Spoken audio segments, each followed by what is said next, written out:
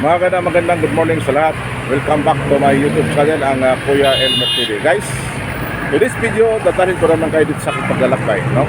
At the same time, no, nag-update lang ako sa isang kalye dito sa Davao, ang kalye ng Bahada Lanang, no? Bahada Lanang, bakit dalawa? Kasi magkarugtong ang kalsadang ito. Okay, tara na.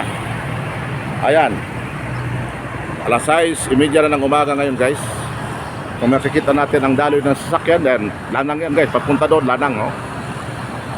Ayan, napaka ayos ng daloy ng trapiko, no? Hindi naman na matatawag natin na busy. Ang mahalaga ay tuloy-tuloy no, ang takbo. Ang iba dyan, makikita natin mga tao pumupunta, pumapasok, papunta sa kanilang pasukan.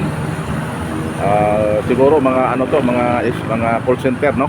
Ayan, nag-update na tayo, guys, papuntang Lanang yan. At sa kabila naman, ayan, Bahada, Davao City. Yan ang sitwasyon ngayon sa oras na to, alas 6:30 ng umaga. Ayan, napakaliwalas, napakalinis, napaka-cool na lugar. Kaya sino man sa inyo ang gustong magbalak, no, maglipat ng tirahan, wala na kayong ibang choice, guys. I would suggest na dito na lang kayo sa Davao. Kasi alam nyo kung bakit. Davao is the best city to live in. Ayan. Dahil napakatindi ang peace and order dito. Sabi nila, or sabi ng mga nakakatanda, pag maayos ang peace and order sa isang lugar, ay napaka-development na lugar na yan, no? Asinso talaga ang lugar na yan dahil walang mga pangyayari na hindi natin inasahan, no? Yung mga inasahan natin, mga pangyayari sa ibang lugar, hindi mangyayari yan dito sa Davao, no? Kasi nandito nakatira ang ating ex-presidente, no?